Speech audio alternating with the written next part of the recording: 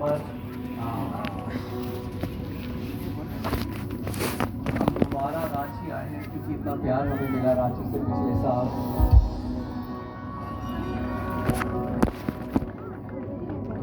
और प्रभु ने तो झारखंड में पिछले साल किया, और प्रभु जो कर रहा है अलग अलग परमेश्वर के दास जो यहाँ पर आ रहे हैं। जैसे मैंने कहा, हम एक राज्य है, हम एक किंगडम है, एक परिवार है।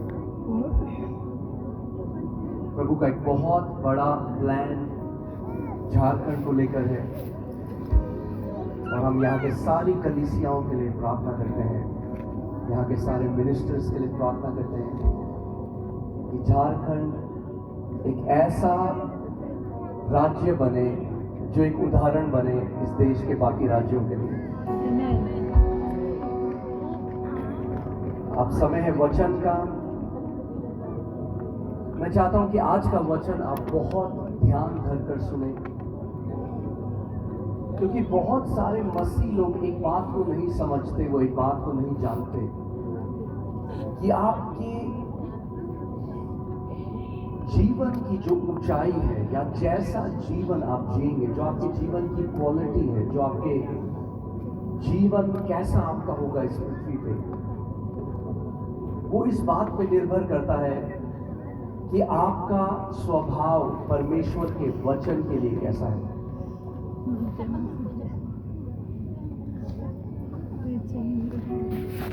बहुत सारे आज लोग हैं जो यीशु पर विश्वास करते हैं। किसी ने उनको सुसमाचार सुनाया और उन्होंने यीशु पर विश्वास करना शुरू कर दिया, मगर केवल इतना काफी नहीं है। वो तो पहला कदम है जब आपने यीशु को अपना प्रभु करके जाना। एक धर्म नहीं, मैं किसी धर्म का प्रचार करने यहाँ पर नहीं आया, मैं ईसाईयत के बारे में यहाँ पे बताने नहीं आया, मैं उस जीवित परमेश्वर के बारे में आपको बताने आया हूं। वचन कहता है, स्वर्ग के नीचे और पृथ्वी के ऊपर और कोई नाम नहीं दिया गया जिसके द्वारा मानव जाति उद्धार पा सके। केवल एक नाम है, और वो कौन सा नाम है रांची? यीशु मसीह का नाम है। और जब आपने सुसमाचार को सुना, आपने यीशु को जाना, आपने उस पर विश्वास किया, मगर इतना काफी नहीं है। कई ऐसे मसीह हैं, आप देखेंगे कि उनके जीवन में जय का कोई सबूत नहीं है। तो यीशु मसीह हमें एक हारा हुआ जीवन देने के लिए नहीं है। जब तक मैं धर्म में था, जब तक मैं ईसाईयत के अंदर फंसा हुआ था, तब तक मुझे भी ऐसा ही लगता था कि सब कुछ परमेश्वर नियंत्रण कर रहा है, और हम केवल एक चीज कर सकते हैं कि उसके सामने गिड़गिड़ा सकते हैं, उसके सामने भीख मांग सकते हैं, और हम जो उपवास और प्रार्थना करते हैं, और यदि कभी उसको दया आ जाए हमारी परिस्थिति को देखकर, शायद वो कभी अगर हमारे आंसुओं को स्मरण करे तो शायद थोड़ी सी दया हमारे ऊपर वो कर दे। मगर ऐसा मैं इसलिए सोचता था क्योंकि मुझे वचन का ज्ञान नहीं था, उसका प्रकाशन नहीं था। परमेश्वर का वचन होशे 4:6 में कहता है, मेरी प्रजा यानी मेरे लोग मेरे वचन का ज्ञान न होने के कारण नाश हो गए, क्योंकि उन्हें मेरा वचन का ज्ञान नहीं। इसीलिए मेरे लोग आज नाश हो रहे हैं। उसका वचन ये नहीं कहता कि मेरे लोग इसलिए नाश हो रहे हैं क्योंकि शैतान बहुत सामर्थी है। वो कहता है एक कारण है कि मेरी प्रजा, मेरे लोग नाश हो जाते हैं क्योंकि उन्हें मेरा ज्ञान नहीं है। तो अगर परमेश्वर का ज्ञान ना होने से उसके लोग नाश हो जाते हैं, तो फिर क्या होगा अगर उसके लोग उसका ज्ञान पा लें? क्या होगा अगर उसके लोग उसका प्रकाशन पा लें? तो फिर ये होगा कि उसके लोग नाश नहीं होंगे, उसके लोग एक दीर्घायु जिएंगे, उसके लोग एक जय का जीवन जिएंगे। आमीन। क्योंकि पहले मुझे भी यही लगता था, सॉवरेनिटी ऑफ गॉड की जो टीचिंग है कि परमेश्वर सॉवरेन है, यानी वो करता है सब कुछ का, जो वो करना चाहे उसकी मर्जी के बिना एक पत्ता भी नहीं हिलता। मगर वचन हमें ये शिक्षा नहीं देता। अगर परमेश्वर की सिद्ध इच्छा इस पृथ्वी पर पूरी होती तो प्रभु यीशु मसीह कभी भी हमें ऐसी प्रार्थना करने को नहीं कहता, हे पिता तेरी इच्छा जैसे स्वर्ग में पूरी होती है वैसे ही तेरी इच्छा पृथ्वी पे भी हो। यानी पृथ्वी पे उसकी इच्छा नहीं होती, उसकी संपूर्ण और सिद्ध इच्छा स्वर्ग में पूरी होती है। भजन संहिता 115 उसकी 16वीं आयत में लिखा है, स्वर्ग तो यहोवा का है मगर पृथ्वी उसने मनुष्यों को और उनकी संतानों को दी है। अगर आप देखना चाहते हो कि परमेश्वर की सिद्ध इच्छा क्या है तो वो स्वर्ग में पूरी होती है। स्वर्ग में कोई कैंसर नहीं है तो परमेश्वर की इच्छा में कैंसर नहीं है। स्वर्ग में कोई गरीबी नहीं है तो परमेश्वर की इच्छा में गरीबी नहीं है। स्वर्ग में कोई मृत्यु नहीं है तो परमेश्वर की इच्छा में कोई मृत्यु नहीं है। स्वर्ग में डिप्रेशन नहीं है। और प्रभु यीशु मसीह ने हमें ये सिखाया कि तुम ऐसे प्रार्थना करो कि जैसे स्वर्ग में उसकी इच्छा पूरी होती है वैसे पृथ्वी में भी हो, वैसे तुम्हारे जीवनों में भी हो। तो मैं आपसे आज एक सवाल पूछता हूं, अगर जैसे उस परमेश्वर की इच्छा स्वर्ग में पूरी होती है, अगर उसकी इच्छा आपके जीवन में होने लग जाए तो आपका जीवन कैसा होगा? अगर परमेश्वर की सिद्ध इच्छा आपके जीवन में हो तो आपका जीवन कैसा होगा? आपके बच्चों का जीवन कैसा होगा? अगर आपका बच्चा बीमारी में है ये उस पिता की इच्छा नहीं है। अगर आप कर्जों में हैं, डिप्रेशन में हैं, परेशानियों में हैं तो ये आपके पिता की इच्छा नहीं है। यीशु ने कहा चोर तो इसलिए आता है कि चोरी करे, नाश करे और घात करे, और वो शैतान के विषय में ये बात कहा, मगर मैं इसलिए आया कि तुम जीवन पाओ और बहुतायत का जीवन पाओ। सो यीशु को जानना, यीशु को मानना, बोलो यीशु को मानना। आपकी आवाज नहीं आ रही, जोर से बोलो यीशु को मानना। हाँ, यीशु को मानते आप सारे हो और जानते कम लोग। मानना यीशु को और जानना यीशु को दोनों दो अलग अलग चीज है। आप यीशु मसीह को मान सकते हो आपका मुक्तिदाता, मगर क्या आप उसको जानते हो? उसको जानना बहुत जरूरी है। उसके चेले उसके साथ चला फिरा करते थे मगर उसको नहीं जानते थे। फिलिप्पुस ने उससे कहा, यीशु तू हमें पिता को दिखा दे तो मान जाए।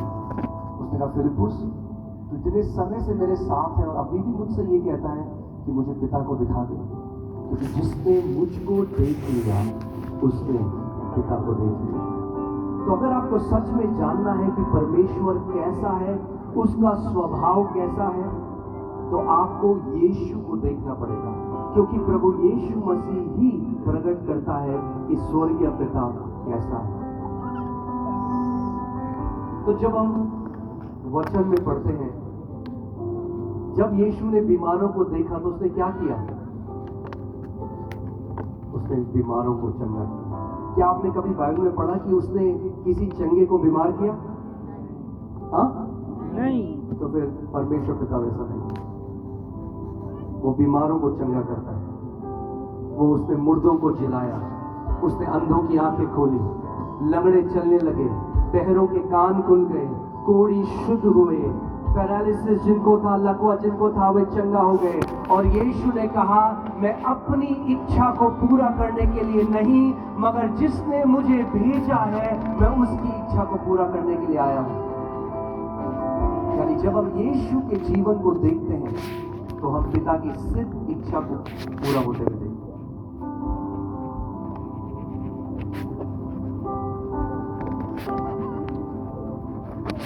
आज अच्छा है कि 4 दिन की सभा है और भी बीच बीच में मीटिंग होती रही और होती रही, मगर अगर आप केवल एक मीटिंग से दूसरी मीटिंग में भागेंगे तो आप कभी उस परिपूर्णता, उस सिद्धता तक नहीं पहुंच पाएंगे। इन मीटिंग्स को करने का एक उद्देश्य है, और अगर वो उद्देश्य पूरा ना हो तो केवल भीड़ का एक जगह में आने का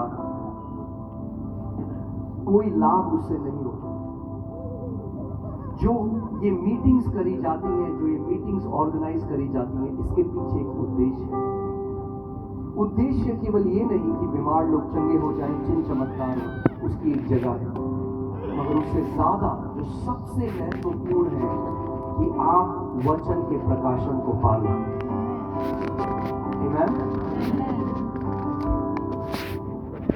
क्योंकि अगर आपने अपना अधिकार नहीं समझा,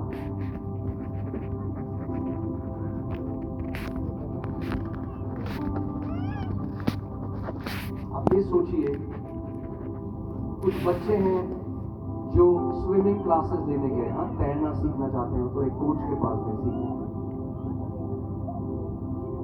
और उसने उन्हें सिखा रहा है कैसे, मगर वो खुद नहीं तैर रहे, खुद प्रैक्टिस नहीं कर रहे, तो कोच के तैरना काफी नहीं है जब तक सारे बच्चे तैरना न लग जाए। ये जो 5 फोल्ड सेवकाइयां हैं, जो apostle, profit, pastor, evangelist, teacher, ये जो 5 सेवकाई परमेश्वर ने अपनी देह में रखी हैं, वो इसीलिए रखी हैं कि हर एक बेटा और बेटी परिपक्व हो जाए और वो स्वयं महान कामों को कर सके। आज मैं चाहता हूं कि आप वचन बहुत ध्यान धरकर सुने, क्योंकि अगर आप वचन को समझ गए, उसके भूख आपके अंदर आ गई, वचन की भूख, तो आप एक हारा हुआ जीवन नहीं जी सकता। अगर वचन का प्रकाशन आपके अंदर आ गया तो शैतान फिर आपको बांध नहीं सकता। आप एक जयवंत योद्धा की तरह अपने जीवन को जिएंगे। पश्चामत एक बार यहुन्ना 8:30-32 आप पढ़ना। आपको ध्यान धरकर सुनना है वचन।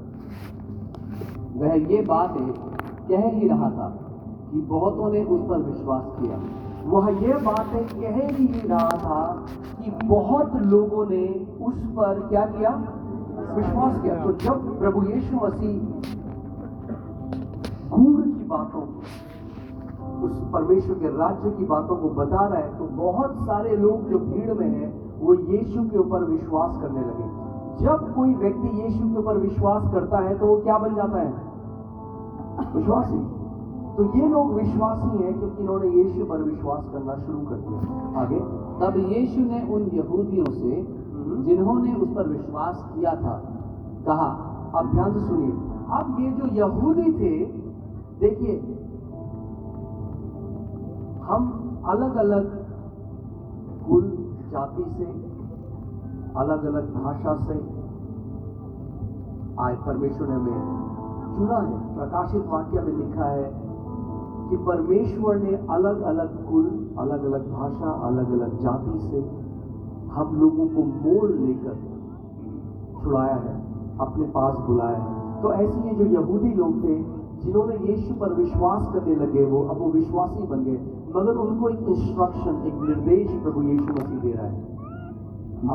यदि तुम मेरे वचन में बने रहोगे, यदि तुम मेरे वचन में बने रहोगे, तो सचमुच मेरे चेले ठहरोगे। तो सचमुच मेरे चेले ठहरोगे। तुम सत्य को जानोगे, तुम सत्य को जानोगे, और सत्य तुम्हें स्वतंत्र करेगा। यानी वे स्वतंत्र नहीं थे। आज कितने सारे लोग हैं जो स्वतंत्र नहीं है, अपनी सोच में स्वतंत्र नहीं है, अपने शरीर में स्वतंत्र नहीं है, अपने फाइनेंसेस में स्वतंत्र नहीं है, अपने जीवन में स्वतंत्र नहीं है। और कई मसीह लोग सोचते हैं कि अगर मैं आंसू बहाऊंगा तो मैं परमेश्वर को मना लूंगा कि वो मेरे लिए वो कर दे जो मैं चाहता हूं।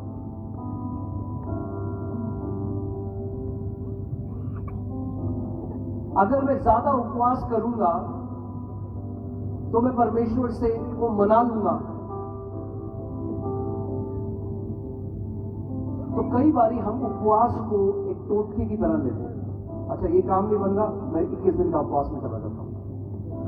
उपवास बिना प्रकाशन के करना एक रीति रिवाज है और कई लोग सालों से करते आते हैं, 30 साल 40 साल। उपवास बहुत जरूरी है, आप गलत मत समझिए। मैं ये नहीं कह रहा उपवास जरूरी नहीं है। हम कलीसिया में हम लगातार उपवास करते हैं, हम लोगों को सिखाते हैं, मगर उसके पीछे प्रकाशन करना बहुत जरूरी है। तो प्रभु यीशु मसीह इन यहूदियों से कह रहा है जो विश्वासी बन गए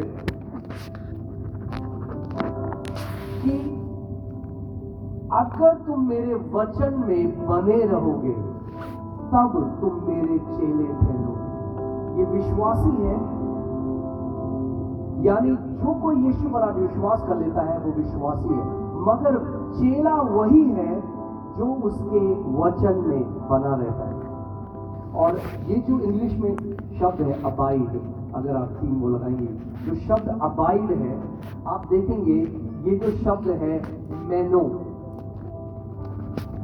जो ग्रीक में, इब्रानी में नहीं, यूनानी में, यूनानी में जो शब्द है मेनो, अबाइड, वचन में कैसे बना रहना है। अब सवाल ये आता है, प्रैक्टिकल हम समझते हैं। मैं आपको प्रैक्टिकल एक टीचिंग देने आया हूं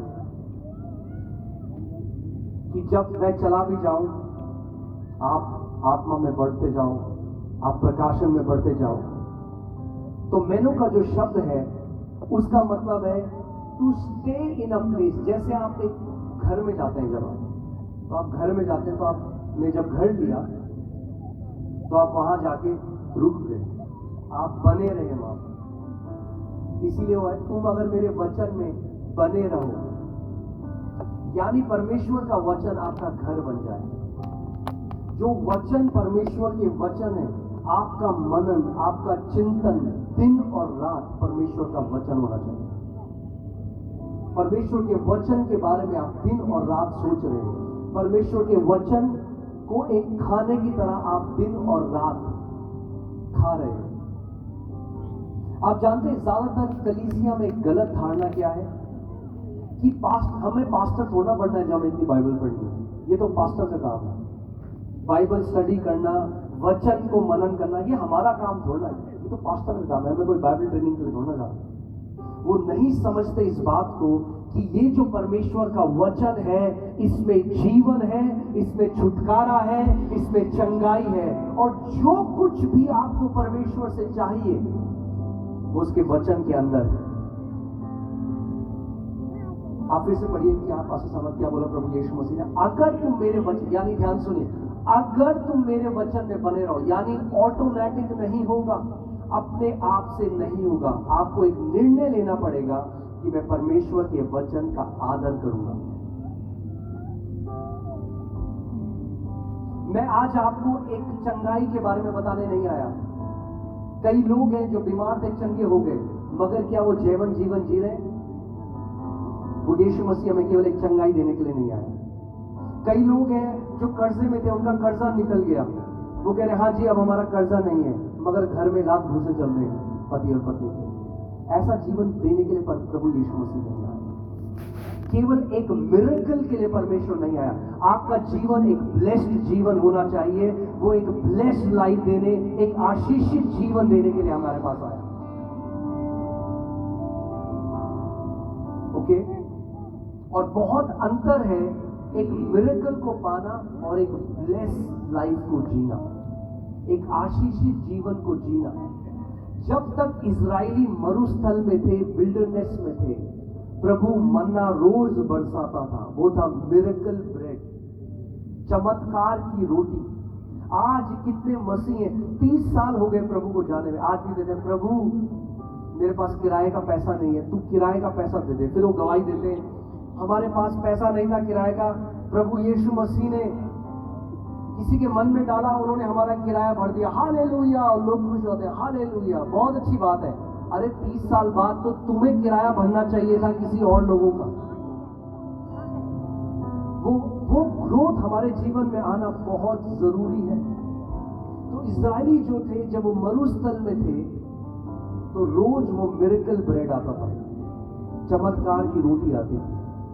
मगर जिस दिन वाचा के देश में प्रवेश करा, जिस दिन कनान में प्रवेश करा, रोटी ने आना बंद कर दिया, क्योंकि उन्होंने एक ऐसे देश में प्रवेश कर लिया था जहां दूध और मधु की धाराएं बहती थी। That's the transition from miracles to a blessed life. ये है हम प्रवेश कर जाना चमत्कार में जीने से एक ब्लेसिंग में जीने में।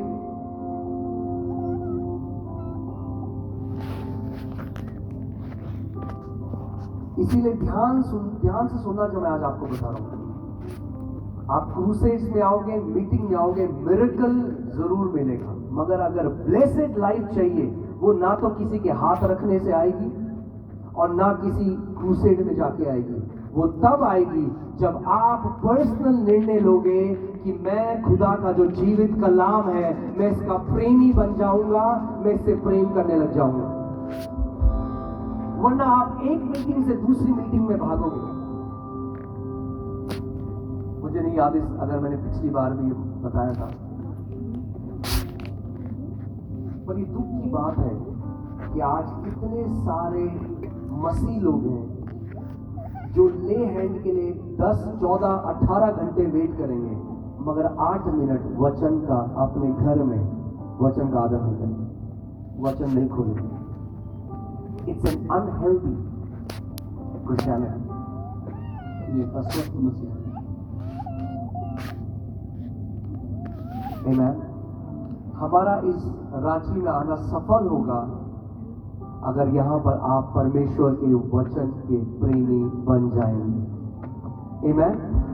मैं आपको बता रहा हूं, जिस दिन आप उसके वचन को चख लोगे, आप ध्यान से सुनो, ठीक है पास टाइम दोबारा बताइए क्या प्रभु ने क्या कहा। अगर तुम मेरे वचन में बने रहोगे, ठहर जाओगे, मेरा वचन तुम्हारे लिए, कई लोगों के लिए क्या है, वो वचन में रहते नहीं। कैसे? एक मीटिंग में गए, कान के बगल से गया वचन, ऐसे सुना, गया, घर गए, आप पूछोगे क्या बताया आज, वो तो पता नहीं, बहुत मजा आया, उन्होंने गाना गाया, यीशु घराने का वारिस होगा। हाँ वो तो अच्छा है, मगर वचन क्या, वो नहीं। क्या हुआ? वचन रॉकेट की तरह निकल गया कान के बगल से। अगर तुम मेरे वचन में बने रहोगे तब तुम मेरे चेले ठहरोगे। कई लोग वचन को कथा की तरह सुनते हैं, सुना, गया कान के, अरे उसका वचन, एक बारी भजन संहिता 107 उसकी 20वीं आयत है। देखिए वचन क्या करेगा आपको, अगर आप वचन का आदर करने लगे। आज मैं आपको ये गारंटी दे रहा हूं, कितने लोग आज वचन सुनते सुनते चंगे हो जाएंगे, आपको पता भी नहीं चलेगा। भजन संहिता 107 उसकी 20वीं आयत है, पढ़िए। वह अपने वचन के द्वारा उनको चंगा करता है। ओ एक मिनट, कैसे चंगा करता है परमेश्वर आपको? अपने वचन के द्वारा। आप सुनिए, अगर एक परमेश्वर का दास है, वो एक लिमिटेड लोगों के ऊपर हाथ रख सकता है, मगर वचन आप सब के सब ग्रहण कर सकते हो। और परमेश्वर जो अपने वचन को भेजता है, उस वचन के अंदर चंगाई है।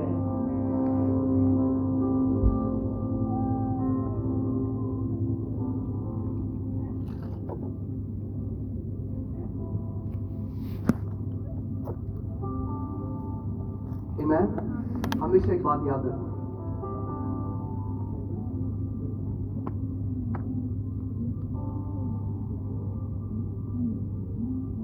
देखिए जो मैं कह रहा हूं, प्रेयर की एक जगह है, ले हैंड की एक जगह है,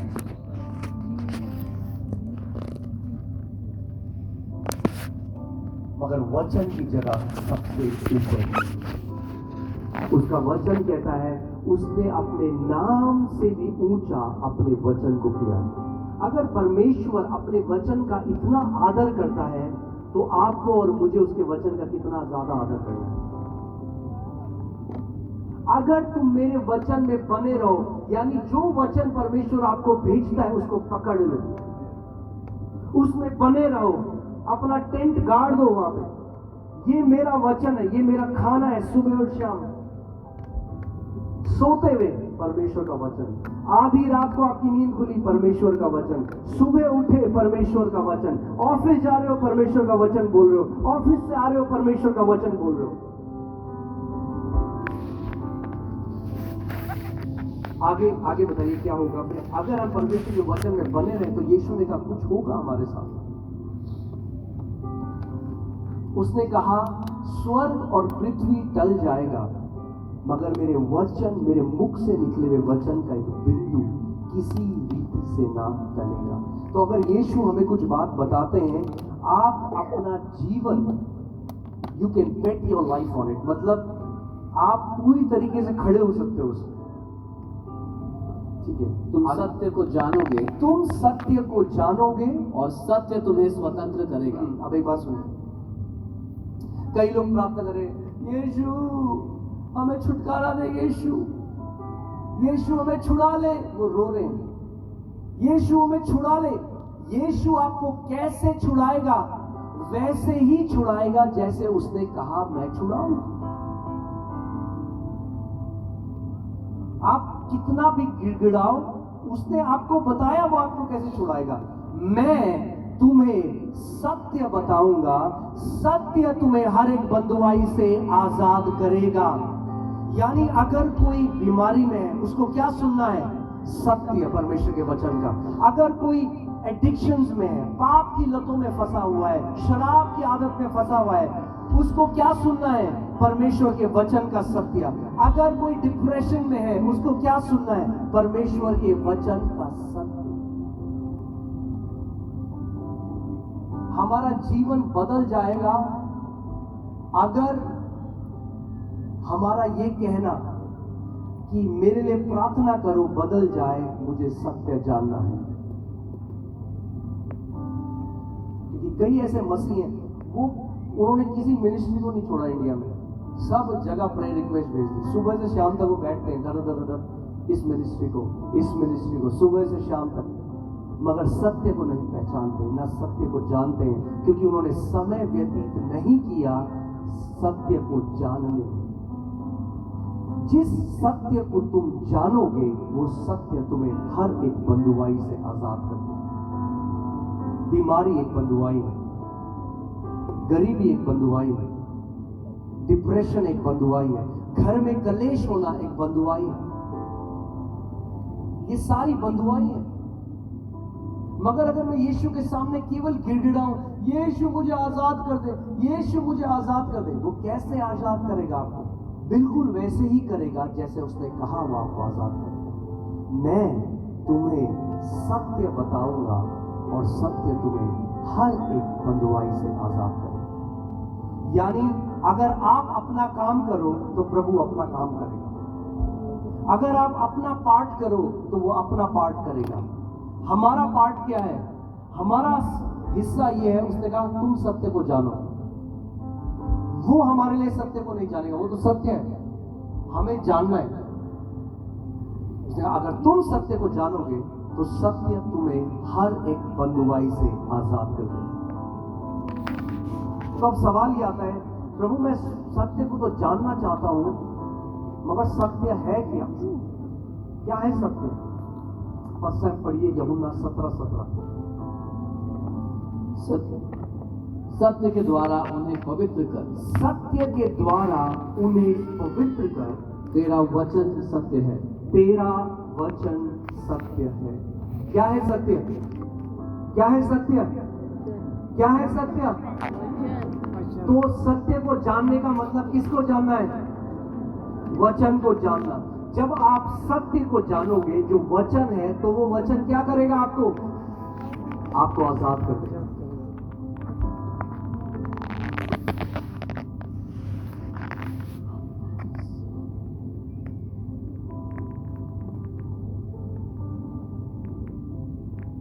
कितने सारे ऐसे मसीह लोग हैं, मुझे दुख लगता है जब मैं इतने मसीहों को देखता हूं, तो केवल गिड़गिड़ाते हैं परमेश्वर के सामने, भीख मांगते हैं, क्योंकि उस परमेश्वर को नहीं पहचानते।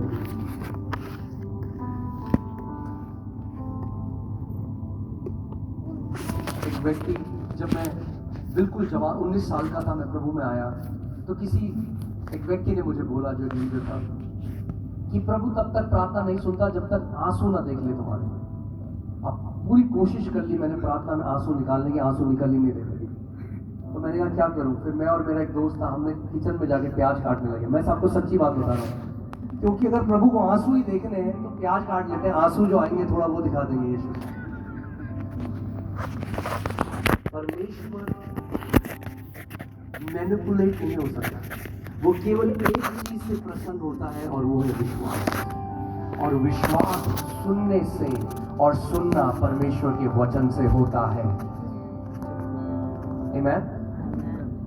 तो अब सवाल ये आता है कि कैसे उसके वचन में मैं अपना घर बना लूं, कैसे उसके वचन में मैं बना रहूं, क्योंकि मेरे यीशु ने कहा अगर मैं उसके वचन में बना रहूंगा तो मैं उसका चेला बन जाऊंगा, और अगर मैं उसका चेला बन गया तो मैं सत्य को जान लूंगा, और अगर मैं सत्य को जान लूंगा तो वो सत्य मुझे हर एक बंधुआई से आजाद कर देगा। तो अब जो सवाल है वो ये है कि मैं कैसे वचन में बना रहूं, कैसे मैं वचन को अपना घर बना लूं। और आज मैं आपको बहुत ही प्रैक्टिकल एक टीचिंग देने जा रहा हूं जो बहुत सारे मसीह लोग नहीं करते, बहुत कम लोग करते। हम लोग प्रार्थना में बहुत बात करते हैं परमेश्वर, मतलब बहुत बोलते हैं, प्रभु ये दे दे, वो दे दे, प्रभु ये कर दे, प्रभु वो कर दे, और उसके बाद बोलते हैं हम यीशु मसीह के नाम में आमीन, और फिर हम उठ के चले जाते हैं। तो अगर आप हमेशा परमेश्वर की उपस्थिति में जाएंगे और वो बोलेंगे जो आपको पता है, तो आप बढ़ेंगे कैसे? आपकी उन्नति कैसे होगी? अगर आपने अपने बच्चे को स्कूल में भेजा और वो स्कूल में जाके टीचर के सामने केवल बोले और घर आ जाए, तो आपका बच्चा कभी सीखेगा कुछ? प्रार्थना केवल बोलना नहीं, प्रार्थना सुनना भी है परमेश्वर की आवाज। मैं फिर से उस सवाल में आ रहा हूं, कैसे हम वचन में बने रह सकते हैं? अपना घर परमेश्वर में हम कैसे बना लें? बस हम यहोशू 1:8 पढ़िए। व्यवस्था की यह पुस्तक तेरे चित्त से कभी ना उतरने आप पाए। ध्यान से सुनिए, मूसा, परमेश्वर मूसा के द्वारा अपने लोगों को मिस्र की बंधुआई में से निकाल कर आया।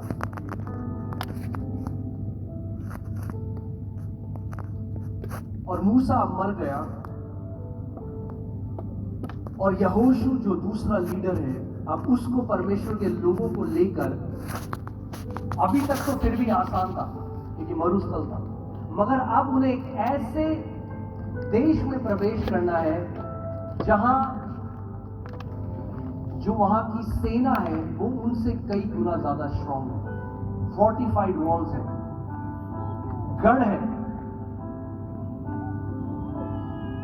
और शारीरिक तरीके से इम्पॉसिबल है कि वो उस जगह प्रवेश कर सके।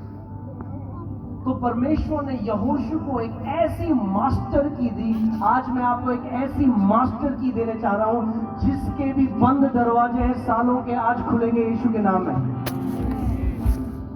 ये एक ऐसी मास्टर की है जो जीवन के हर एक क्षेत्र में कार्य करती है, हर एक क्षेत्र में, और परमेश्वर यहोशू को वो सिखा रहा है। आप जानते हैं मूसा एक ऐसा व्यक्ति था जो दर्शनों वाला व्यक्ति था। परमेश्वर मूसा से वैसे बात करता था जैसे एक दोस्त दूसरे दोस्त से बात करता है, आमने सामने। मगर यहोशू को परमेश्वर ने एक और विजन, एक एनकाउंटर दिया। कई मसीह लोग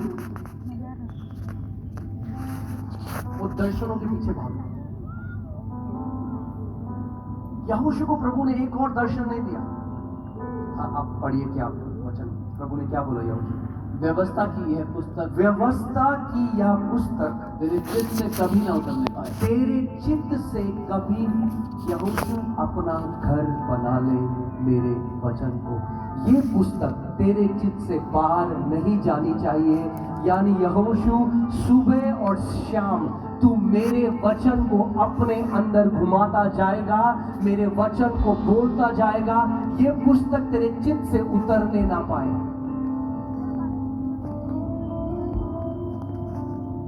इसी पर दिन रात ध्यान दिए रहना, इसी पर दिन और रात ध्यान दिए रहना। इसलिए कि जो कुछ उसमें लिखा है इसलिए कि जो कुछ उसमें लिखा है उसके अनुसार करने की तू चौकसी करे, उसके अनुसार करने की तू चौकसी करे, क्योंकि ऐसा ही करने से, ध्यान से सुनिए, क्योंकि ऐसा भी करने से नहीं, ऐसा ही करने से तेरे सब काम सफल होंगे। तेरे कितने काम? कितने काम? कितने लोग यहाँ चाहते हो उनके सब काम सफल हो? मुझे अपना हाथ दिखाओ। अगर आप चाहते हो आपके सब काम सफल हो, अगर आप चाहते हो आपके सब काम सफल हो, प्रभु ने यहोशू में कहा, यहोशू तो एक काम कर, 40 दिन का उपवास कर, तेरे सब काम सफल हो। ये नहीं कहा,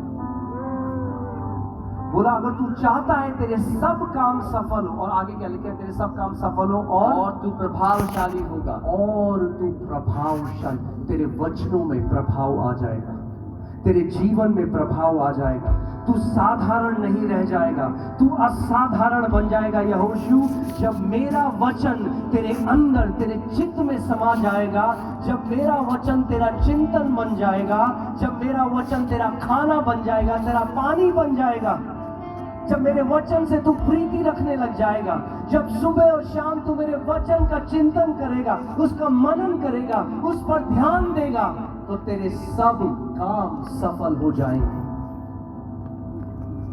ये मास्टर की परमेश्वर ने यहोशू को दी।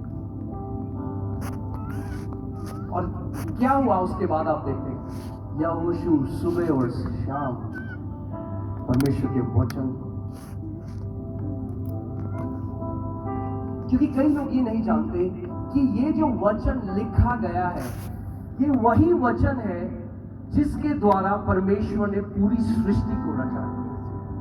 चांद, सितारे, ये पृथ्वी, ये पेड़, जो कुछ भी आप देखते हो, जो आप नहीं देख सकते, वो परमेश्वर के वचन के द्वारा सृजा गया।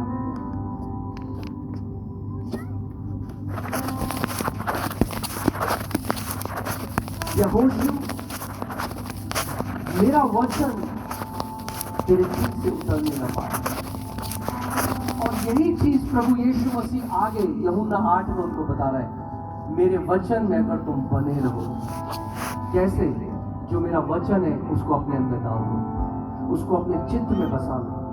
अब आप समझिए, दो तरीके मसीह, एक जो पूरी जिंदगी गिड़गिड़ाते हैं परमेश्वर से, प्रभु तू कब करेगा? क्या तू देखता नहीं? क्या तू नहीं सुनता? मेरा बच्चा बीमार है, प्रभु तू क्यों नहीं करता? प्रभु तू कब करेगा? मेरे साथ कितनी दुहाई दूं मैं तुझे? और फिर कुछ ऐसे हैं जो उसके वचन को लेकर उन प्रतिज्ञाओं पर मनन करते हैं दिन और रात, क्योंकि उसका वचन कहता है कि हर एक प्रतिज्ञा जो परमेश्वर की है वो हाँ और आमीन के साथ हमारे जीवन में पहले से कर दी गई है। And God cannot say no to a promise He has said yes to. परमेश्वर एक ऐसी प्रतिज्ञा को जिसके लिए उसने हाँ कहा है, उसको ना नहीं कह सकता। और आप जानते हैं परमेश्वर के वचन में 7,000 कितनी 7,000 प्रतिज्ञाएं अपने लोगों, 7,000। यानी अगर आप एक नई प्रतिज्ञा हर रोज लेकर उस पर मनन करेंगे, आपको सालों लग जाएगा। और एक प्रतिज्ञा, परमेश्वर के वचन का एक वादा इतना पावरफुल है, आपको और आपकी पीढ़ियों को बदल सकता है। आपकी और आपकी जनरेशन बदल जाएंगी अगर आप वचन पर आदर करने वाले हो गए और एक वचन आपने पकड़ लिया। कई लोग वचन रीति रिवाज की तरह पढ़ते हैं। देखिए, कलीसिया में हमने प्रार्थना की सामर्थ को समझ लिया है। कई लोग जो प्रार्थना करते हैं, बहुत प्रार्थना करते हैं, मगर जैसे हम प्रार्थना कर रहे हैं उतना ही महत्व हमें उसके वचन को भी देना है। केवल पास्टर्स के लिए नहीं, हम सब ये हमारे जीवन का आधार है। क्योंकि जब परेशानियां आपके जीवन में आएंगी, जब प्रेशर आपके जीवन में आएगा, तो केवल एक चीज है जो आपको संभालेगा, वो है परमेश्वर का वचन।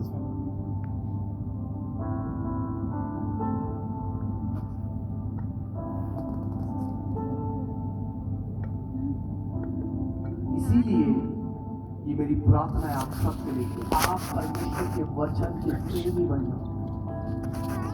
एक प्रतिज्ञा इतनी सामर्थी है।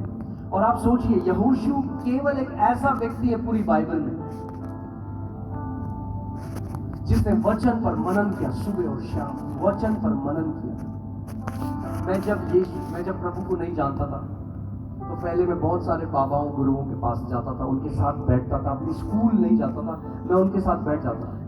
और आप जानते हैं वो क्या करते हैं, वो एक मंत्र को लेते हैं और उसको बार बार अपने अंदर घुमाते हैं और बोलते हैं, और वो कहते हैं जब तक उनको रेपिटेशन की सामर्थ पता है, हम मसीह को नहीं पता।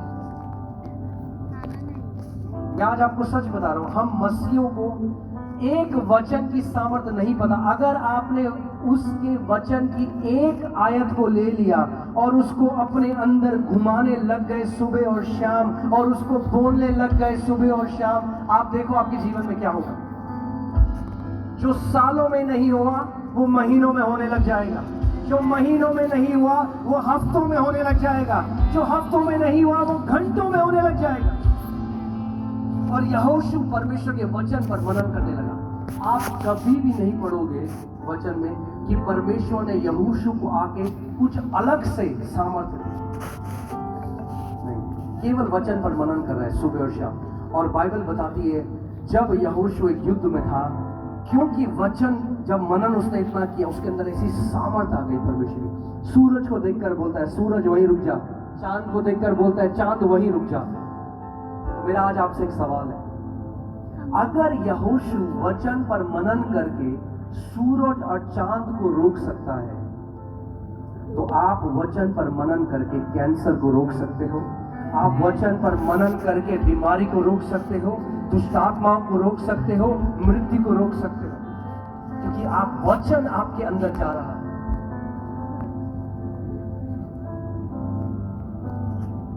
इसीलिए तो परमेश्वर ने 5 सेवकाएं रखी हैं कि जो परमेश्वर के लोग हैं, जो उसके अभिषिक्त दास हैं, वो लोगों को वचन सिखाएं और लोग वचन को समझ जाएं, वो वचन पर बढ़ने लग जाएं।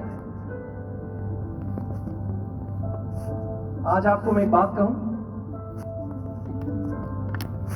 कई लोगों को अच्छा नहीं लगेगा मैं ऐसा कह रहा हूं, पर मैं आपको एक सच बता रहा हूं, कोई परमेश्वर का दास हमारा उत्तर नहीं है। No man of God is our answer. The word of God is our answer. परमेश्वर का वचन हमारा उत्तर है। परमेश्वर के जो दास है उनका काम है आपको वचन की तरफ ले जाना, वचन का काम है आपको स्वतंत्र करना, वचन का काम है आपको चंगा करना, वचन का काम है आपको गड्ढे में से निकालना।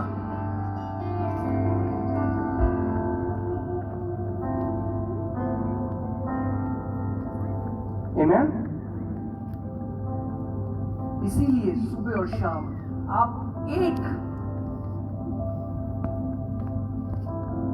तो मैं ये प्रैक्टिस करता हूं, मैं आपको बता रहा हूं, मैं प्रार्थना करता हूं, मैं प्रभु से वचन मांगता हूं। जब प्रभु एक वचन को हाईलाइट करता है मुझे वचन, वो मेरा खाना है।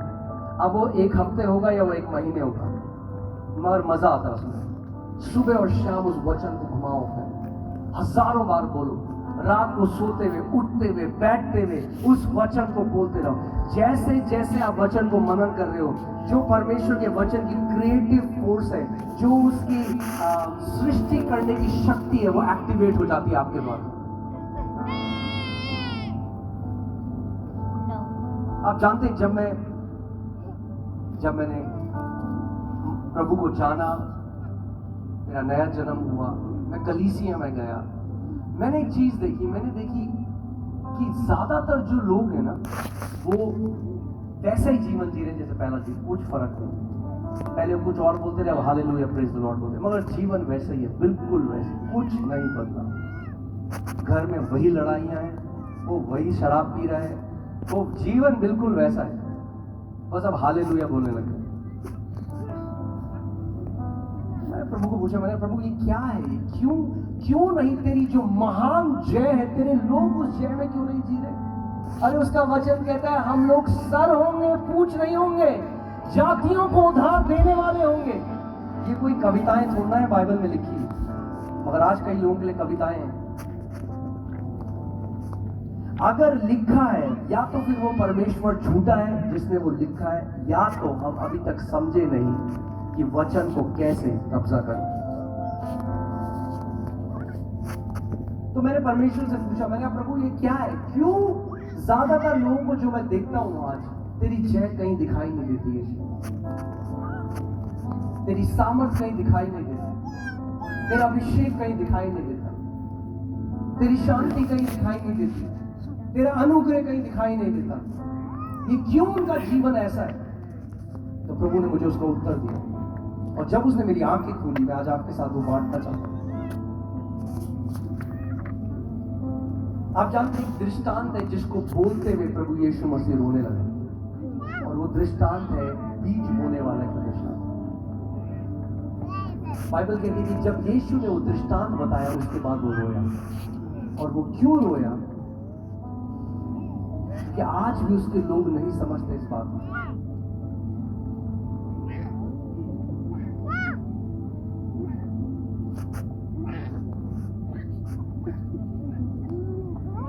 आप जानते हैं, बहुत सारे लोग यीशु के पीछे आते थे क्योंकि वो चिन्ह चमत्कार करता था, वो रोटी को खिलाता था, और वो लोग उसको छोड़ के चले गए। इसका मतलब मैं ये नहीं कह रहा वो आपको चंगा नहीं करेगा, वो आपका पिता है, वो आपको चंगा करना चाहता है। मगर हमारा जो यीशु के साथ रिश्ता है, वो केवल एक चमत्कार का रिश्ता नहीं है। मैं फिर से इस बात को कहता हूं, हमारा जो रिश्ता यीशु मसीह के साथ है, वो केवल एक चमत्कार का रिश्ता नहीं है। वो वीजा दिला देता है इसलिए हम यीशु के पीछे नहीं चलते, वो प्रमोशन दिला देता है इसलिए हम यीशु के पीछे नहीं चलते। वो जीवन है, वो सत्य है, वो मार्ग है, वो हमारा सब कुछ है। ये कारण है हम उसके पीछे चलते हैं। तो कई उसके चेले उसे छोड़ के जा रहे हैं, तो यीशु ने पतरस की ओर देखा, बाकी चेलों की तरफ देखा जो 12 थे, बोला तुम्हें भी जाना है? अभी सही मौका है, सारे जा रहे हैं, अभी चले जाओ। पतरस ने एक बात कही जो मुझे इतनी अच्छी लगी दिल में। पतरस ने कहा, हे प्रभु, तुझे छोड़ हम कहां जाएं, क्योंकि जीवन का वचन तो तेरे ही पास है। जो वचन के प्रेमी हो गए ना, वो अड़िग हो जाते हैं। कोई भी तूफान, कोई भी महामारी, शैतान की कोई भी चाल उनको फिर डगमगा नहीं सकती, वो हिल नहीं सकते, जो वचन के प्रेमी हो जाते हैं।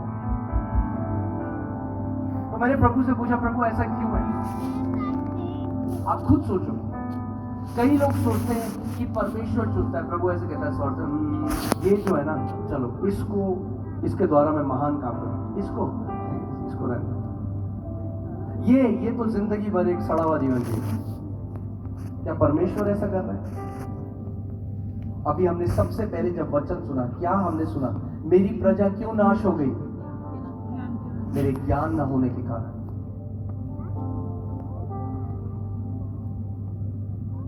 किसी और के विश्वास से आपको एक क्षण भर के लिए बेनिफिट तो मिल सकता है, मगर अगर जयवंत जीवन जीना है, अगर अंत तक एक जय का जीवन जीना है, तो खुद आपको परिपक्व होना पड़ेगा, खुद आपको वचन में बढ़ना पड़ेगा।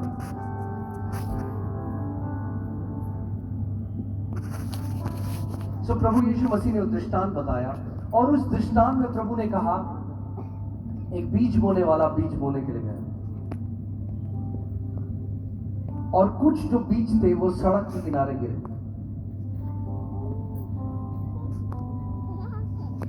और जब सड़क के किनारे वो बीज गिरे तो तुरंत चिड़िया आई और उन बीजों को उठा ले गई। और यीशु ने जब इस दृष्टांत का अनुवाद किया, तो उसने बताया कि वो चिड़िया जो है वो शैतान को दर्शाता है। जब वचन सुनाया जाता है, जब वचन भेजा जाता है, तो कुछ ऐसे लोग हैं जो ना तो समझते हैं ना समझना चाहते हैं। सड़क के किनारे, जब मुझे समझ में आया, मैंने परमेश्वर से पूछा, प्रभु सड़क के किनारे क्यों आपने बोला? तो उसने कहा, सड़क के किनारे क्या है? आप जब सड़क के किनारे जाते हो, आपको क्या दिखता है? सोना चांदी? क्या दिखता है हमें? कूड़ा, गुटखे के पैकेट, जो चीज की कोई वैल्यू नहीं है वो सड़क के किनारे है। तो यीशु ने बताया कि ये जो पहली भूमि है और जो 4 भूमियां यीशु ने बताई वो मनुष्यों के हृदय के स्वभाव को दर्शाती है। और मैं आज आपको बता दूं, आज भी जितने लोग यहां पर हैं वो 4 भूमि आज भी यहां पर है और हमेशा रहेंगी, क्योंकि बीज सेम भेजा गया। ध्यान से सुनिएगा, आपको पता चलेगा क्यों कुछ लोग एक जैवन जीवन जीते और क्यों कुछ लोग पूरे जीवन हारा हुआ जीवन जीते। बीज सेम भेजा गया,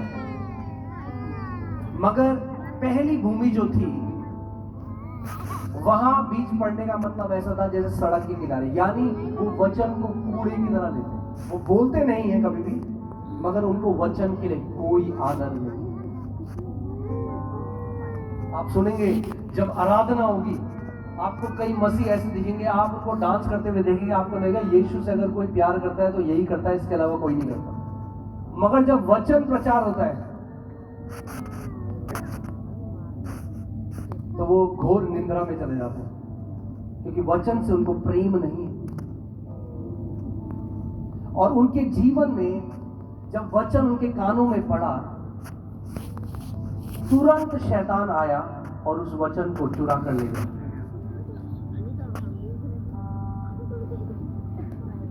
तो जब वो घर पहुंचे उनके अंदर वचन गया ही नहीं। तो मैं आपसे एक सवाल पूछता हूं, अगर वो 30 साल तक चर्च गए और वचन, अब वो बीज कभी उनके अंदर नहीं गया, क्या वो फसल आएगी उस भूमि में?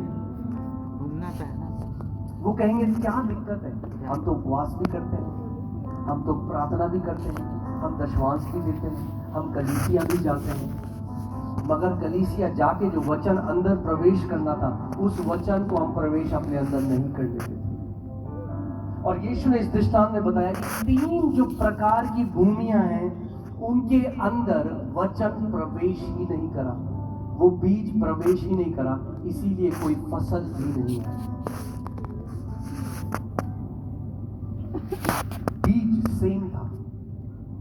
परमेश्वर का वचन जब एक ऐसे हृदय में से आप व्यक्ति सुनता है जो वचन से प्रीति रखता है, जो वचन को समझना चाहता है, तो उसके जीवन में परमेश्वर बड़े बड़े कामों को करने लग जाता है। आज पहला दिन है और मैं यही चाहता हूं कि आज आप एक निर्णय लो कि प्रभु मैं तेरे वचन का आदर करने वाला व्यक्ति बन। जब आप रात को सोने जाते हैं उससे पहले परमेश्वर के वचन उस पर मनन करो, परमेश्वर की प्रतिज्ञा को लो, उस पर मनन करो।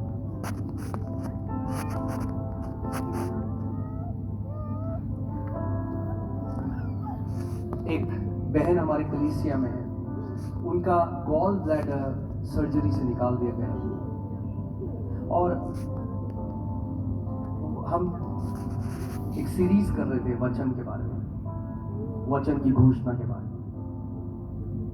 और उन्होंने कहा कि प्रभु अगर तूने वचन से सब चीज की सृष्टि करी है जो परमेश्वर ने करी है, तो तेरे लिए कोई बड़ी बात नहीं मेरे अंदर एक नया गॉल ब्लैडर बना दे।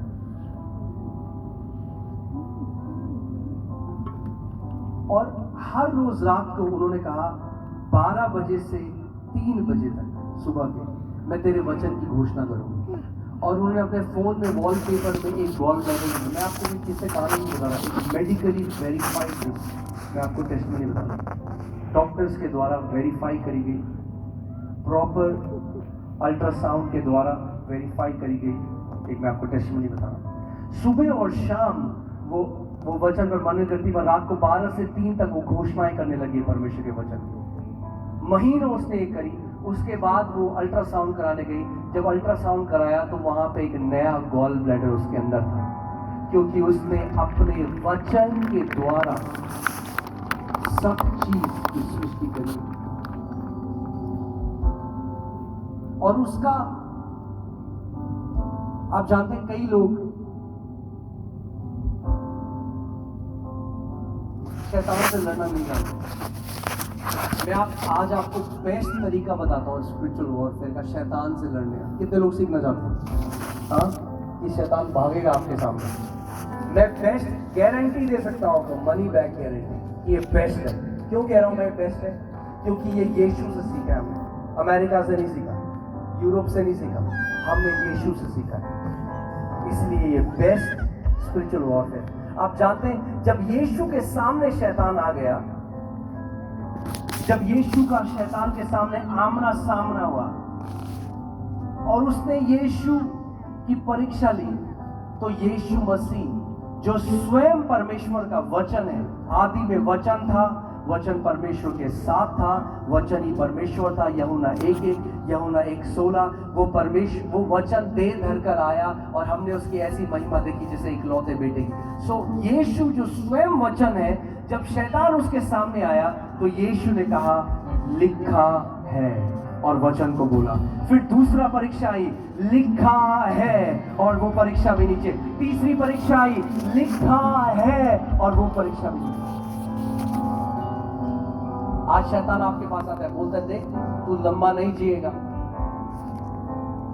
आपको रात को एक सपना है, आपने एक एक्सीडेंट देख लिया, आप सबको बता रहे मैंने एक्सीडेंट देखा। अरे उस समय आपको खड़े होना है उस अधिकार में और बोलना है शैतान लिखा है, मेरे बगल में 1000, मेरे दाहिने ओर 10,000 गिरेंगे मगर वो मेरे निकट ना आएगा। उसने अपने स्वर्गदूतों को मेरे निमित्त आज्ञा दी है कि जहां कहीं मैं जाऊं वे मेरी रक्षा करें, वे मुझे हाथों हाथ उठा लेंगे। कहीं ऐसा ना हो कि मैं आपके मुंह से वचन आना चाहिए। जब भी शैतान आपके ऊपर परीक्षा भेजेगा, जब शैतान आपको गलत सपने देगा, जब शैतान आपकी परीक्षा लेगा, आपके मुंह से एक ही चीज निकलनी चाहिए, लिखा है। मगर तभी वो वचन निकल सकता है जब आपने मनन करके उसको अपने हृदय रूपी तिजोरी के अंदर बसा लिया है। आप जानते हैं आपका असली धन वो नहीं जो आपके बैंक अकाउंट में, आपकी गाड़ी, आपका कितने बेडरूम का घर है, ये आपका धन नहीं। जो वचन आपके हृदय की तिजोरी में छुपा हुआ है वो आपका अनंत का धन है। वो आपको बचा के रखेगा, वो आपको एक ब्लेस लाइफ देगा और आपको एक महान योद्धा बनाएगा। अगर आप ये सोचिए कि आपको कोई व्यक्ति मारने आ रहा है और आपने बचाव के लिए आपने कवच पहना हुआ है, मगर अगर आपके पास कोई हथियार नहीं है तो वो क्या करेगा? वो पीटता रहेगा आपको, आप मार खाते रहोगे जब तक आप अपना हथियार नहीं उठाओगे। परमेश्वर ने हमें हथियार दिया है और हमें हथियार चलाना आना चाहिए। इफिसियों 6:17 पढ़िए बस।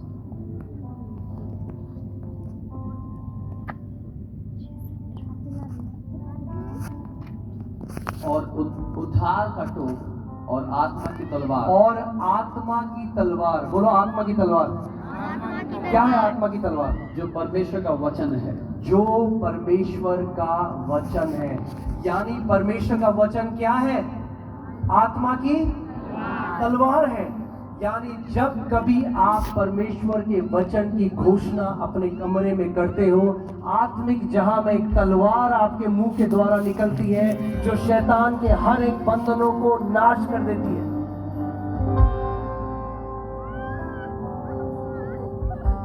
मैं आपको बता रहा हूं, हजारों गवाहियां जो हम देखते हैं गांव में कई लोग ऐसे जिन्हें पढ़ना लिखना नहीं आता, पर वो वचन सुन रहे थे। उन्होंने वचन में सुना कि वो हमारे अपराधों के कारण घायल हुआ, हमारे अधर्म के कामों के कारण उसे कुचला गया, हमारी ही शांति के लिए उस पर ताड़ना पड़ी और उसके कोड़े खाने से हमसे, बस ये सुन लिया, याद कर, सुबह शाम बोल रहे, सुबह शाम पढ़ना लिखना नहीं आता, मगर ये अपने अंदर बसा लिया। फिर गए डॉक्टर के पास, डॉक्टर कह रहा है भैया किसने बोला तुम्हें कैंसर है? छोटे छोटे बच्चे, रेटिना डिटैच हो गया। डॉक्टर कह रहा कभी नहीं देखेगा ये बच्चा इस आंख से, एक आंख से। उसने कॉपी भर दी, लिख ली, by his stripes I am healed, by his stripes I am healed. क्योंकि क्या है वचन? आत्मा की तलवार है।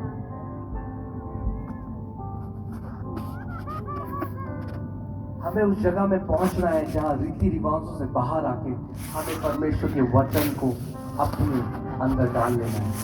आज हमारे पास समय कम है, 10 बजे खत्म करना है। आइए हम सब खड़े हो जाएं। हालेलुया।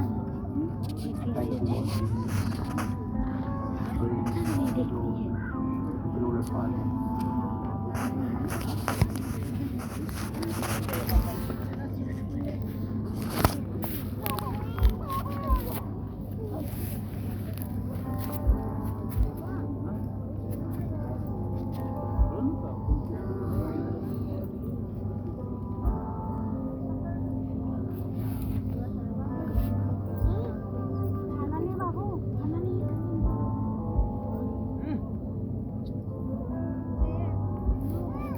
कितने लोगों को यहाँ पर एटलीस्ट एक वचन याद है? मुझे अपना हाथ दिखाओ। अगर आपको एक वचन आता है, एक वचन काफी, एक वचन। दाऊद ने लिए तो 5 पत्थर थे, मगर 5 की जरूरत नहीं पड़ी, पहला काफी था। आमीन। पहला काफी होगा। आज वचन की घोषणा आप लोग करोगे। आज अपने गोलायत का सर आप लोग काटोगे। आज अपने पहाड़ों को आज आप लोग उखाड़ोगे। आमीन। हम थोड़ी देर वचन की घोषणा करेंगे।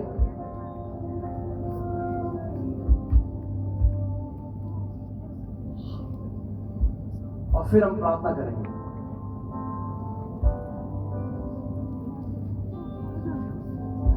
तैयार हो आप लोग? ये ऐसे ही नहीं हम कर रहे। आपको आत्मा में समझदार होना है, आत्मा में समझना है क्या हो रहा है, पर्दे के पीछे क्या हो रहा है, स्पिरिचुअल रेल में, इनविजिबल रेल में, उस अदृश्य दुनिया में क्या हो रहा है। जब आप वचन बोल रहे हो क्या हो रहा है? वो आत्मा की तलवार आपके द्वारा भेजी जा रही है। यशायाह 55:11 में लिखा है, ऐसा ही मेरा वचन भी होगा जो मेरे मुंह से निकलता है। वचन जो मुंह से निकलता है वही सामर्थी वचन है। जब तक वो बाइबल के अंदर है आपकी, तब तक उसकी सामर्थ नहीं निकलेगी, जब तक वो आपके मुंह से बाहर नहीं निकलेगी। तैयार हो आप? मैं 1 2 3 कहूंगा और जैसे दाऊद भागा गोलायत का सर काटने के लिए, वैसे ही आपको घोषणा करनी है आज परमेश्वर के वचन से। आमीन। तैयार हो? 1 2 3 कम ऑन, अपना मुंह खोलो, घोषणा करो इसे, घोषणा करो, घोषणा करो।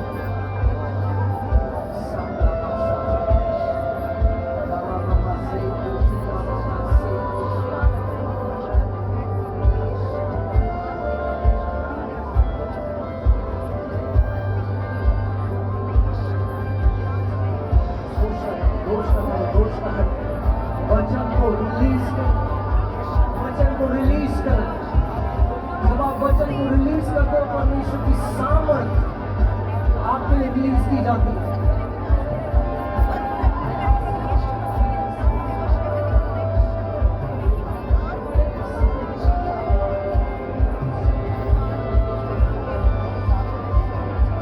परमेश्वर की सामर्थ यहाँ पर काम कर रही है, पवित्र आत्मा की सामर्थ यहाँ पर काम कर रही है।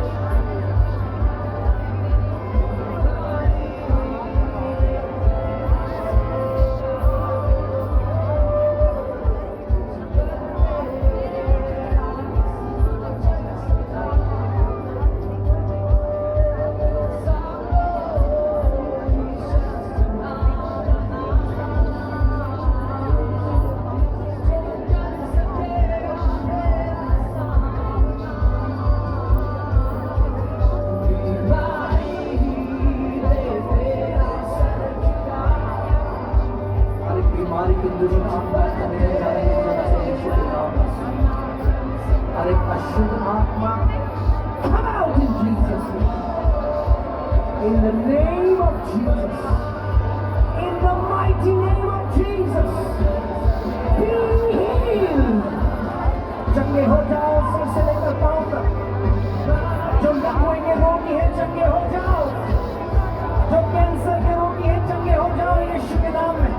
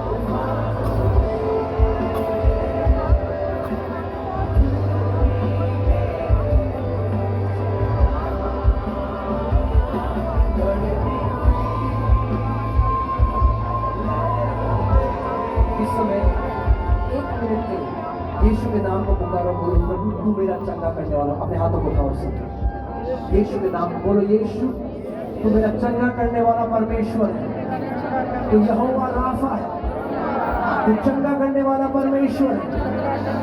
कोई बीमारी इतनी बड़ी नहीं जिसको तू चंगा न कर सके परमेश्वर। प्रभु यीशु मसीह तू कल, आज और युग में एक सा परमेश्वर है। जितने लोग तेरे पास आए यीशु तूने चंगा किया।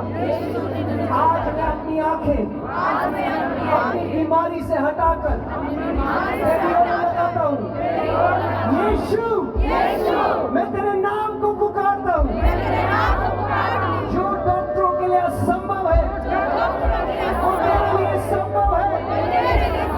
यीशु तू आदि और अंत है, तू पहला और अंतिम है। मैं आज अपने संपूर्ण मन से तेरे नाम को पुकारता हूँ। यीशु तूने मेरे रोगों को सह लिया, तूने मेरी बीमारियों को अपने ऊपर ले लिया और यीशु तेरे कोड़े खाने से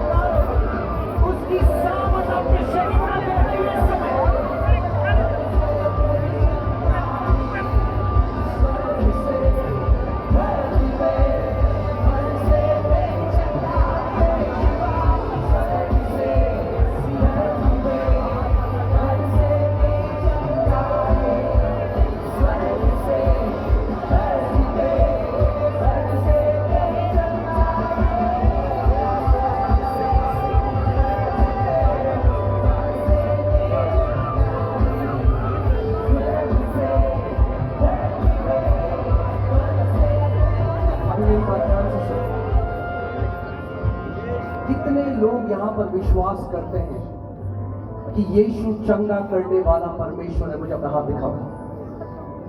ये नहीं वो करता था, नहीं वो करता है। कितने लोग विश्वास करते हैं यीशु चंगा करता है? मुझे अपना हाथ दिखाओ। अगर आप विश्वास करते हो कि यीशु चंगा करता है, एक ऊंचा आमेन बोलो। अब मेरी बात सुनो। कितने लोग ये विश्वास करते हैं कि वो अभी आपको चंगा कर रहा है? अपने हाथ उठाओ। कल नहीं, जो वो कल कर सकता था वो आज कर सकता है। हालेलुया। कोई बीमारी उसके लिए बड़ी नहीं। अगर आज आप उसको विश्वास अभी दोगे, वो आपको कल इंतजार करने को नहीं कहेगा। अगर आप आज उसको विश्वास आज दोगे तो अभी अपना चमत्कार लेकर जा सकते हो इस जगह से। अभी अपनी चंगाई लेकर जा सकते हो, अभी अपना छुटकारा लेकर जा सकते हो। इसी वक्त अपना दायां हाथ अपने शरीर के उस भाग में लगाओ जहां पे आपको बीमारी है। अगर आपको बहुत सारी परेशानी, अपने सर के ऊपर अपने हाथ को रखो और इस समय पूरे विश्वास से जब मैं प्रार्थना करूंगा अपने विश्वास को मेरे साथ मिलाओ। वचन कहता है विश्वास कर्म बिना मुर्दा है। आज मैं आपको एक बात कहूं, कई लोग तब तक चंगे नहीं होते जब तक वो नहीं करने लग जाते जो वो नहीं कर सकते। उनको पता भी नहीं लगता कि वो चंगे हो गए। तो वे लोग प्रार्थना के बाद अगर आप हाथ नहीं उठा सकते हाथ उठाओ। अगर चलने में दिक्कत है चलो। अगर भाग नहीं सकते भागो। जहां पर गांठ थी उसको जांचो, जो नहीं कर सकते वो करो। उसकी सामर्थ, उसकी चंगाई की नदी इस जगह पर है। तैयार हो आप अपनी चंगाई ग्रहण करने के लिए? वो तुरंत करने वाला परमेश्वर है। मैंने कहा वो तुरंत करने वाला परमेश्वर है। जो सालों में नहीं हुआ वो तुरंत करने वाला परमेश्वर है। अगर विश्वास करते हो ऊंचा आमीन बोलो। चंगाई ग्रहण करो इस समय प्रभु यीशु मसीह के सामर्थी नाम में, वो नाम जो हर एक नामों में श्रेष्ठ है। मैं अधिकार लेता हूं बीमारी की हर एक दुष्ट आत्मा के ऊपर, अंधेपन की हर एक दुष्ट आत्मा के ऊपर, बहरेपन की हर एक दुष्ट आत्मा के ऊपर। बहरे कान मैं कमांड करता हूं इस समय सारे बहरे कान खुल जाए यीशु के नाम में। अंधी आंखें खुल जाए, धुंधलापन चला जाए, जो मोतियाबिंद इस समय चंगा हो जाए यीशु मसीह के नाम में। जो गांठ है इस समय खुल जाए यीशु के नाम में। कैंसर में तुझे श्राप देता हूं, आर्थराइटिस में तुझे श्राप देता हूं, लकवा की बीमारी में तुझे श्राप देता हूं। इसी वक्त जिनको जो लकवा ग्रसित है चंगे हो रहे हैं यीशु के नाम में। जो मेरे कान है खुल रहे हैं यीशु के नाम में। जो अंधी आंखें खुल रही है यीशु के नाम में। हड्डी के जो रोग है चंगे हो रहे हैं यीशु के नाम में। जो लंगड़े हैं वे चंगे हो रहे हैं यीशु के नाम में। जिनके हाथ सूखे हैं वे चंगे हो रहे हैं यीशु के नाम में। घुटने इस समय चंगे हो रहे हैं, कमर चंगी हो रही है, कोढ़ का रोग चंगा हो रहा है इस समय प्रभु यीशु मसीह के नाम में। पवित्र आत्मा की सामर्थ आपके शरीर को सर से लेकर पांव तक बह रही है। उसके पुनरुत्थान की सामर्थ हर एक बीमारी को, जो खून की बीमारी है इस समय वो चंगी हो रही है। मैं हर एक बीमारी को इस समय श्राप देता हूं यीशु के नाम में। हर एक दुष्ट आत्मा जो बीमारी को लेकर आई है चली जाए इनके शरीरों को छोड़ यीशु के नाम में। सर से लेकर पांव तक चंगे हो जाओ। Be healed in Jesus' name। कितने लोग विश्वास करते हो चंगे हो गए? ऊंचा आमीन बोलो। हमारे पास समय कम है, जल्दी से अपने शरीरों को जांचो। जो नहीं कर सकते थे वो करो जल्दी से। कम ऑन, जल्दी से अपने शरीरों को जांचो। जो चंगे हो गए मुझे अपना हाथ दिखाएं। जो चंगे हो गए ऐसा करो, ऐसे करो। जो इस समय चंगे हो गए, हालेलुया। आप देखिए कैमरे से कितने लोग चंगे हो गए। ऐसे करिए, ऐसे करिए, ऐसे करें।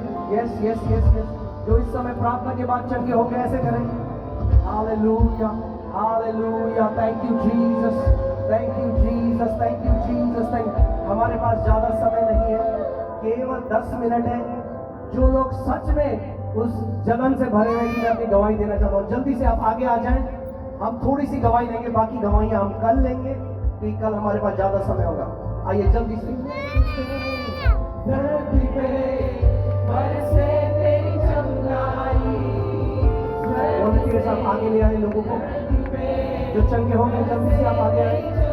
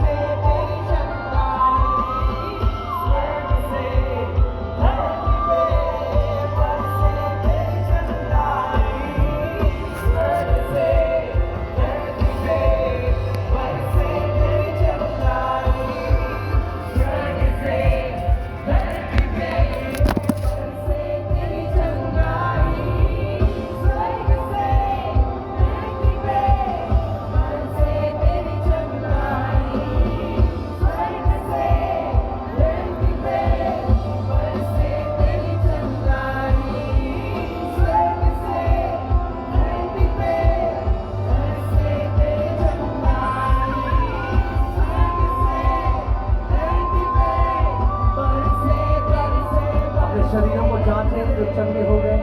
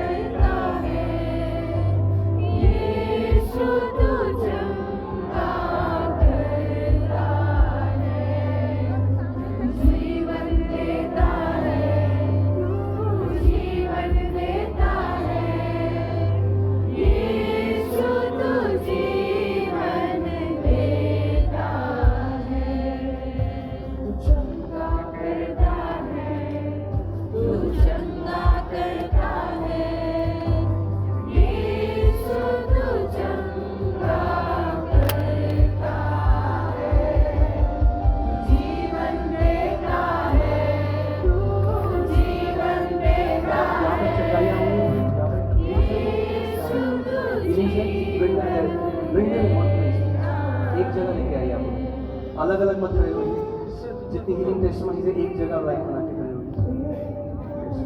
अपोस्टल जी बहुत पावरफुल गवाही है। 20 साल से इनके घुटनों में दर्द था। जब ये ऐसे पालती मार के बैठती थी तो उनके घुटने जकड़ जाते थे। 20 साल बाद प्रभु ने इनको आज चंगा किया है। God bless you, God bless you.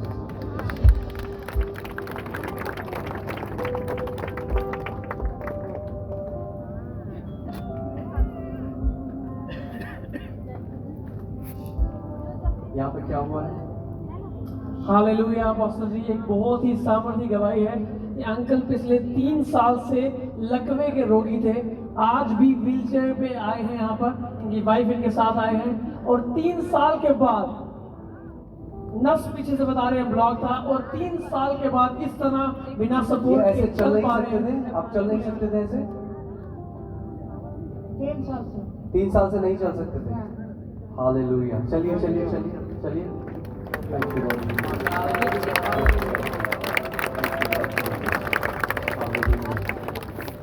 Hallelujah. Thank you Jesus, thank you Jesus. प्रभु यीशु मसीह महान है। अपोस्टल जी 5 साल से इनको चलने में दिक्कत थी और जब ये खड़ी होती थी तो खड़ी नहीं हो पाती थी, ये बैठ जाती थी।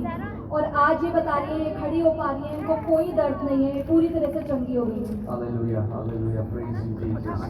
तो ये 4-5 साल से चल नहीं पाते थे, 10 कदम चलकर गिर जाते थे बता रहे हैं, लेकिन आज पूरी तरह चंगे हो गए। वहां से खुद उठ करके आए हैं गवाही देने के लिए कि प्रभु यीशु मसीह ने इनको चंगा कर दिया। हालेलुया।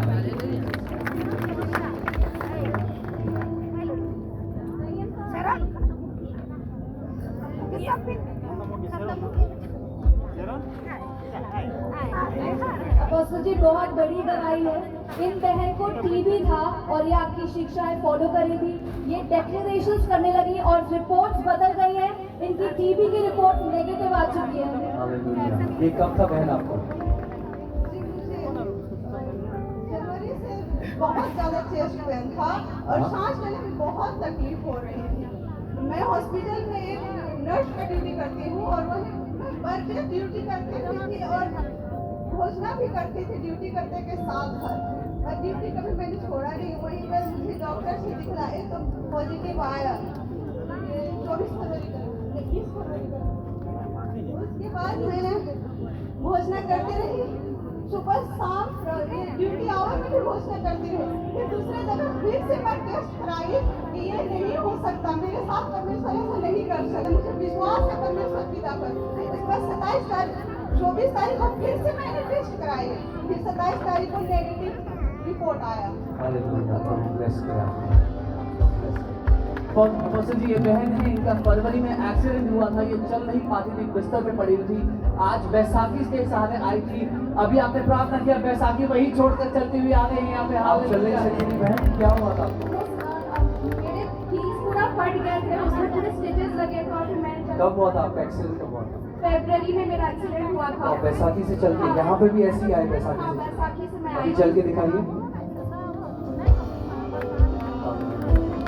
प्रभु ब्लेस करे। हालेलुया अपोस्टल जी, ये भाई बता रहे हैं 2024 में इनका एक्सीडेंट हो गया था। एक्सीडेंट के कारण इनकी राइट साइड जो बॉडी है वो लकवा मार गई थी, लेकिन थोड़ी देर पहले इनका लकवा चंगा होना शुरू हो गया, लेकिन इनकी मूवमेंट रिस्ट्रिक्टेड थी, हाथ उठा नहीं सकते थे, चल नहीं पाते थे अच्छी तरह से। जब ज्यादा मूवमेंट करते थे तो दर्द होता था। आज बता रहे हैं जैसे ही प्रार्थना हुई, यीशु ने इन्हें छुआ, पूरी तरह से दर्द छोड़ के जा चुका है और मूवमेंट कर पा रहे हैं, हाथ ऊपर अब हाथ उठा के दिखाइए। ऐसा नहीं कर सकते थे आप? थोड़ा सा करता था वो ऐसे तो यहाँ पूरा दर्द होने लगता था फास्टर, तो दर्द होने लगता तो मैं नीचे कर लेता था। लेकिन अभी जब आपने प्रेयर किया तो मैंने उठा के और ऐसे रखा थोड़ा देर, फिर अभी ऐसा लग रहा है कि मेरा दर्द ही नहीं है, बिल्कुल दर्द नहीं है, ऐसा महसूस हो रहा है। प्रभु ब्लेस करे। बहुत ज्यादा स्वस्थ महसूस हो रहा है। आमेन, आमेन। अपोस्टल जी मार्वेलस गवाही है यहाँ पर। ये गुमला की गवाही है। गुमला में जब आप आए थे, आपने दूसरे दिन प्रार्थना किया। ये बेटी दाहिनी आंख से पूरी तरह अंधी थी, इसको नहीं दिखता था, एक आंख से दिखता था, एक से नहीं। प्रभु यीशु मसीह ने उस आंख को खोल दिया और आज ये गवाही देने के लिए हमें इस बात की। आप पापा हालेलुया। हैं? जी मैं पापा। पैदाइशी नहीं दिखता था? नहीं पैदाइशी नहीं है, फटाका से चोट लग गया था। उसके बाद ऑपरेशन के बाद 1 साल तक दिख रहा था, उसके बाद बंद हो गया था दिखना। बिल्कुल दिखना बंद हो गया था। हाँ, धीरे धीरे करके पूरा बंद हो गया था। ये एक दो ऐसे दिखाने पर भी नहीं देख पाती थी। अच्छा, तो गुमला में जब प्रार्थना हुई हाँ, फिर क्या हुआ? उसी दिन से देखना चालू कर दिया और बोलिए हमको कि मतलब साफ साफ दिख रहा है, आप भी दिखाई दे रहे बिल्कुल साफ दिख रहा है उसको। हाँ। हालेलुया, कम ऑन, एक बड़ी महिमा हम यीशु को देंगे। Hallelujah, thank you Jesus. हमारे पास समय 5 मिनट है बस, जल्दी। और सर जी बहुत बड़ी गवाही है ये, 1 साल से उठ बैठ नहीं पा रही थी, कह रही है अभी आपने प्रार्थना करी और तुरंत उठ बैठ पा रही है। बहन क्या क्या हुआ था आपको? सर मेरा नी में ऑस्टियोमाइलिटिस हो गया था, इसी वजह से मैं कुछ नहीं कर पा रही वो थी क्या ना। क्या होता है उस बीमारी में? मुझे पता नहीं क्या होता है उसमें। सर उस बीमारी में इन्फेक्शन ज्यादा हो गया था। तो आप मैं उठ बैठ नहीं सकती थी? हाँ, मैं बैठ नहीं पाती थी, चल नहीं पाती थी, कुछ लेटरिन बाथरूम कुछ नहीं। मैं एक चेयर को उसे मैंने फाड़ के उससे सहारे में। यहाँ कैसे आए आप आज? सर आज मैंने ऑनलाइन देखा तो यहाँ आज आए। नहीं, आपको कैसे आए? आप चल के आए, कैसे आए? सर जब मैं चल पा रही थी थोड़ा थोड़ा, अच्छी से नहीं चल पाती हूँ। अच्छा, अभी क्या किया आप लोगों ने? अभी प्रभु ने किया कि जैसे कि आप प्रार्थना किए कि अभी आज चंगा हो सकते हो, ये विश्वास करो, तो मैंने विश्वास किया और नीचे बैठ के उठी तो मैं बैठ पा रही हूँ, उठ पा रही हूँ। अभी बैठ के दिखाइए हमें। ऐसा नहीं कर सकते थे? प्रभु आशीष दे आपको, God bless you, God bless you. Apostle ji, ये भैया बता रहे हैं कि 4-5 साल से इनके घुटनों में इंटेंस पेन था, बहुत दर्द रहता था, जिसके कारण से जब ये उठते और बैठते थे तो बहुत दर्द होता था। आज बता रहे हैं जैसी प्रार्थना हुई है, दिखा रहे हैं कि बिल्कुल कोई दर्द नहीं है। ऐसे आप नहीं कर सकते थे? बिल्कुल नहीं कर पाते थे? It's like, it's God's grace that I'm here today. Amen. Thank you, praise you, Jesus. Amen. God bless you, brother. God bless you. God bless you. Yes. Okay, एक और टेस्टमनी, बाकी हम कल लेंगे। हमारे पास समय नहीं है, हमें समय से खत्म करना है। हमारे पास 10 बजे का टाइम है। Okay, hallelujah, hallelujah, thank you Jesus, thank you Jesus. Praise God. Apostle ji, ये भाई बता रहे हैं ये बॉक्सिंग खेलते थे, बॉक्सिंग मैच में एक बार इनके सीने में एक क्रच लगने के कारण इंटेंस बहुत दर्द रहता था इन्हें। आज जब प्रार्थना हुई है, बता रहे हैं वो दर्द इनको छोड़कर जा चुका है। अचानक से कह रहे हैं दर्द ने इनको छोड़ दिया और पूरी चंगाई महसूस कर रहे हैं। जय बोलो, जय बोलो, यीशु मसीहा की जय बोलो, जय बोलो, जय बोलो।